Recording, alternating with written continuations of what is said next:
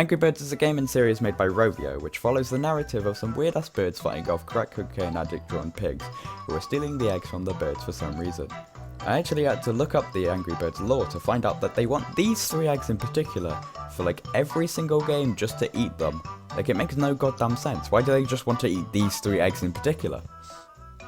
This franchise first came about in December of 2009 and was a critical success in the gaming market, making tons of downloads and hours of playtime, becoming even the most downloaded free game in the world at one point for its addicting and fun gameplay.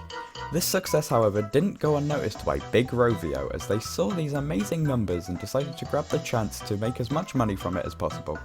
They made more Angry Birds games offering in-app purchases and took sponsors, which led to things like Angry Birds Rio and Angry Birds Star Wars, which were both great and not so great. They then made Angry Birds 2, which was the sequel to Angry Birds, which really annoys me as I've never been a fan of just slapping 2 on the end and calling it a day. But it worked, and it kept the same gameplay style and was enjoyable, but people really had some hate towards it as it got mixed reviews, and it was known for being pay to win, as they brought in everyone's favourite game mechanic being limited play items like hearts and crystals. Just like every single Facebook game.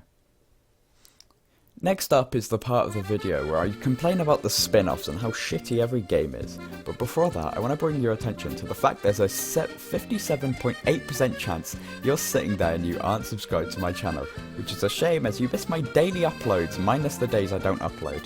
So if you don't want to miss out and you enjoy my content, please do subscribe. Next up I want to talk about Angry Birds Bad Piggies, which is the best Angry Birds game as it is not an Angry Birds game. It has some banger tunes and lets you make some sick ass cars and drive around like GTA as the pigs, collect stars and get to the map to steal the eggs. I remember playing this game a lot at McDonald's and at home as it was super addictive with long multiple stories and side missions.